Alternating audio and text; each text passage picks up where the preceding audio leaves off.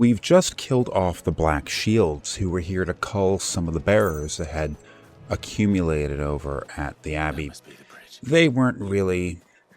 They were just taking refuge there, and they didn't have much life left in them. But I guess the Empire is to the point where they'll take all of the bearers, regardless of how healthy they are.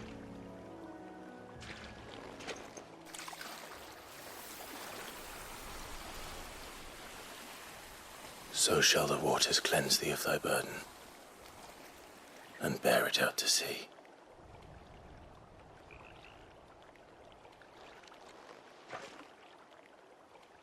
And now they are truly free. I hope so. What of the Imperials? A pyre was made. It's more than they deserve. We should go back. Cole is worried about Martha. All right. I guess it does kind of make sense that this was something that was going to end up happening, considering, well, Sid believed anyway, that the crystals were drawing ether out of the environment, and that was causing magic to dry up, which would lead to greater dependence on the bearers, and greater dependence on the bearers means that people are going to try to consolidate the control over them. No one survived then? I'm sorry. Before he passed, one of them bade me tell you not to blame yourself. Doesn't mean I won't. Doesn't mean their blood's not on my hands. Cole said you cast their remains. That was good of you. But it should have been me. This was all my fault. How? You couldn't have known. But I did. And I turned a deaf ear to the warnings like the fool I am. The rumors started moons ago. Of black-clad devils descending on villages in the dead of night to slit the throats of sleeping bearers. But I assumed it was all just nonsense concocted by the Empire. Nothing but a ghost story meant to make folk think twice about lending a hand to a fugitive bearer. And in ordinary times you would have been right. What these Black Shields are doing is unthinkable. Which begs the question, why do it at all? My mother obviously has a hand in this. I cannot make sense of her actions. And picking what goes on in that woman's head is a job for someone with more time on their hands. Right now, I need swords and men to wield them, preferably big ones. If those Imperials think they can come in here again and threaten my people, they're in for a rude awakening. Oh, before I forget, a Stolas from Otto landed just before you arrived. He asked me to tell you that Gav has returned. Then we must as well. Will you be all right here, Martha? We can stay longer if you wish. No need. I'll be ready should the Imperials come calling. Though I wouldn't turn my nose up if you were to lend me a pair of them strapping young curse breakers.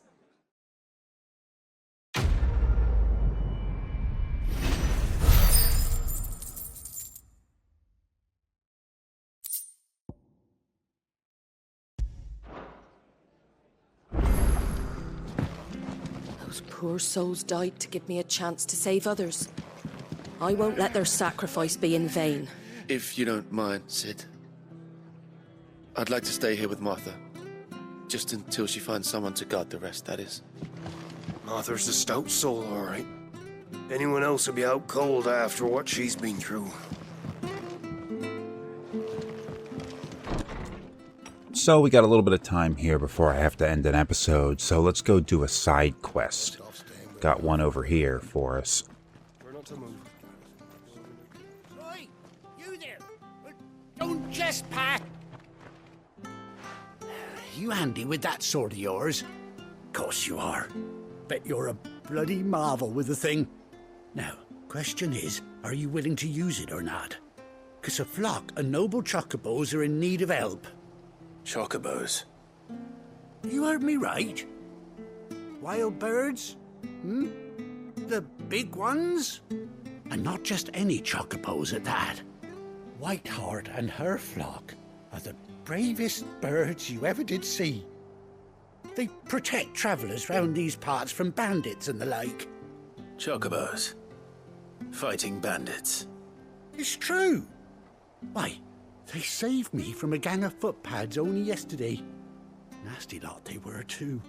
And now, they're back, looking to settle the score. Oh, go on then. Don't just stand there. Go and help them. There's a good lad. Where can I find these chocobos? I saw him cut across the way over yonder. The rotten scoundrels were driving the poor things towards the old dock. It's a dead end, that is. You save Whiteheart and her flock, you hear me? There ain't a pluckier bird in all the world. She's a hero to us locals. And don't worry, you'll know her when you see her right enough. I'm sure I will. And good luck to you. And give those no-good bastards a hiding from me.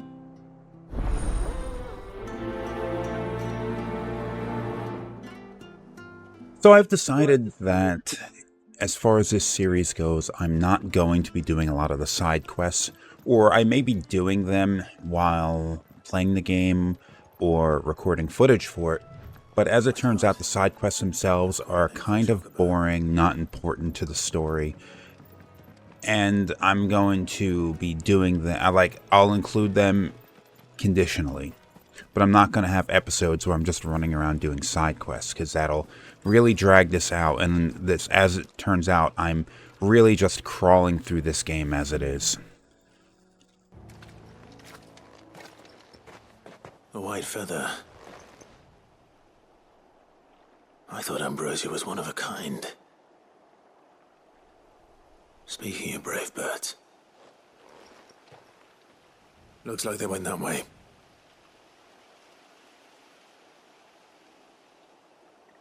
It's a good thing he reminded me the name of his gigantic chicken at the beginning of the game, because I had completely forgotten what it was. Anyway, white chocobos are apparently pretty rare. The yellow ones, I guess, are the ones everyone's going to be remembering. Oh, killing off some people. Fantastic. And we have items lighting our way. Oh, this looks bad. We got you cornered, Feathers. You didn't think you'd seen the last of us, did you? You've been bad for business. But I reckon someone will pay good coin to mount your head on their wall. Not around here, they weren't. Oh. And why's that, eh? Because she's something of a hero in these parts. You hurt her, and I hurt you. Piss off. Or better still, how about we hurt you both? All right then. But don't say I didn't warn you. I really have been crawling through this game, and it's taking me forever. And it is kind of a weird thing to think about, how there would have been a time back when like a new Final Fantasy game coming out would have been cause for celebration with me, where I would throw myself into it and I would play through it until it was over, and then I'd come back to it over and over again, even after beating it for the next few months, and then back every once in a while playing it again over the years. So it's weird to think that there's this new game, and it's not even a bad one. It's not like an example of just a misstep really from the company. It's just not, I don't know, maybe I'm too old for this kind of stuff now. Or, you know, adult responsibilities, you know, a job and familial responsibilities are gonna just eat away at your time. But the honest truth is that I am spending some time playing games, at least, and it's oftentimes just not this. And maybe it's down to just how depressing the story is. So the Final Fantasy games always had a little bit of goofiness to them. Even if you're going to think about a more serious or adult kind of story in the series, like what 12 was, even then it oftentimes had just a significant level of cheese that is coating over everything. Whereas something like 10 or 7 or 8 or,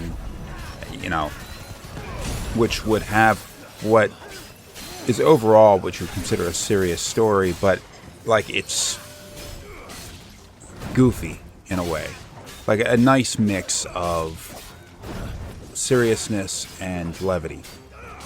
Whereas in this game, the levity is largely missing, and it's trying to tell a more adult story. And I would say that maybe a significant amount of its influence came from the more recent Western RPGs, or like The Witcher or Dragon Age or stuff like that. This European fantasy setting. Clive is a very serious character. He broods more than anything. Characters like Sid added some humor, but Sid's gone. Gav had some humor to him, but like Gav's not that important of a character. Jill doesn't bring any humor to it. The game is just depressing.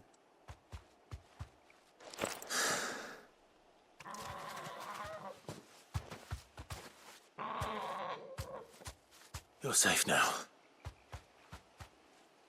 White Hart, I presume.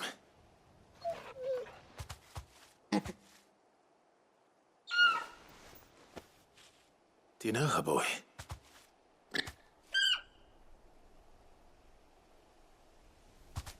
That scar. It couldn't be.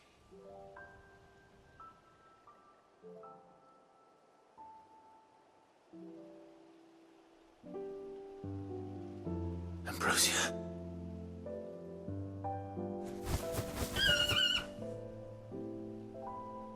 It is you. You survived.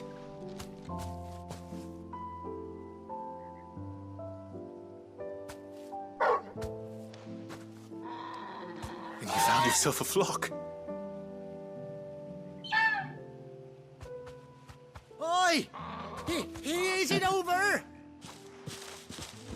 I thought I'd come and see how you were getting on. Oh, you sorted the bastards then. I knew you would.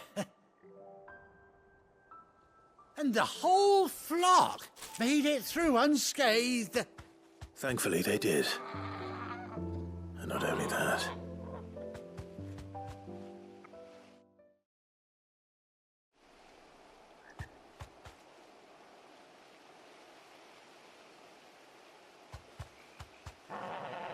Well, I'll be. I never stopped to think our hero here might once have been someone's mount. Though I dare say she'd suit a fine fellow like yourself. Reckon our feathered friend must have learned a thing or two from her master. Kind-hearted warrior that you are.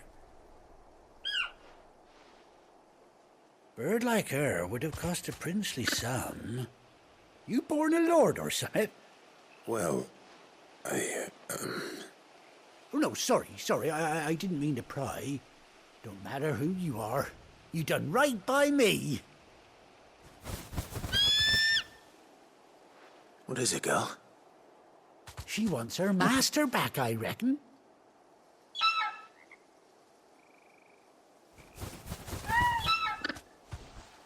Told you. And it seems her pals agree. Is that it? You want to come with me? Well, bugger me if this ain't a heartwarming sight. The lads down the stables will be hearing about this tonight. Oh, stay right where you are.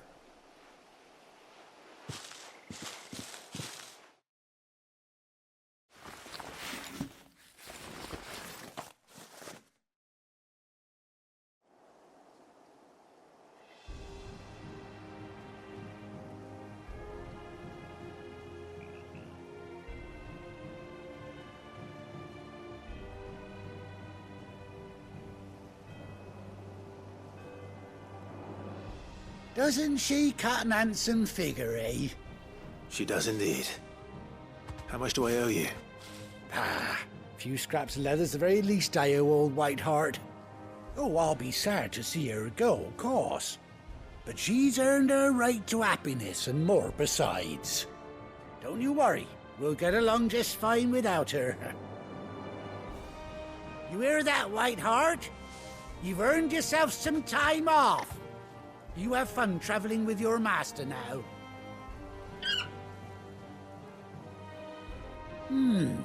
You seem awful familiar now I get a proper look at you. That's it. When those chocobos swarmed my cart on the road, didn't you? No. No, that can't be right. That fellow was a bearer. Must have been my double. Oh, must have been, eh? Oh, that'll be the excitement getting to me. Silly sod that I am. Pay me no mind. Anyhow, best be on my way. Good luck to the both of you.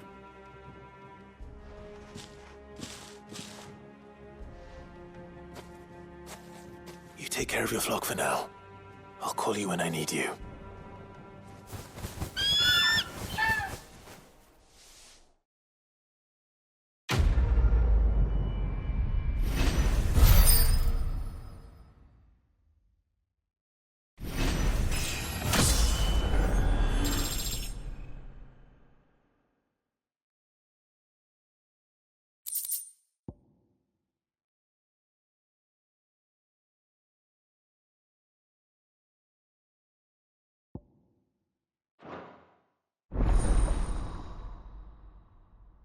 I do have to wonder a few things, like, okay, so we've gone through 2 separate time skips. There was the first when Clive was like 16, and then it jumped forward, what was it, 8 years? So I guess he was 24. And then we jumped forward another, I don't know, another 8 years or something like that. Like, so how is Torgal still alive? What kind of dog is he? How is Ambrosia? Well, what's the lifespan of a chocobo anyway? I don't know. I've never known what the lifespan of a chocobo is, so it's still, though, I don't know, it seems a little strange that so much of his former life is still around somewhere. I guess they need to, like, tie him back a little bit, but, you know, it feels a little weird.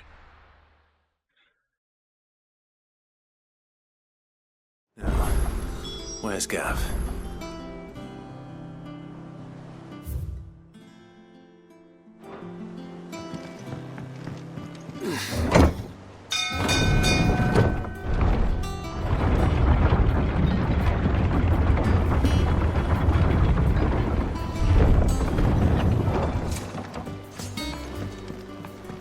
Finish with that log, so...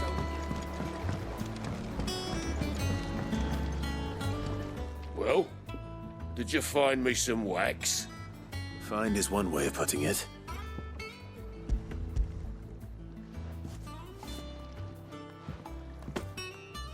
Ugh! Reeks like a chocobo's arse. Oh, I don't suppose the Argo will mind as long as he stays above the waves. Argo? So your boat has a name? I didn't know. Yeah. Same as me old man. He was a ferryman himself back before the Blight came. The boat's all I have left of him. And thanks to you, he'll sail another day.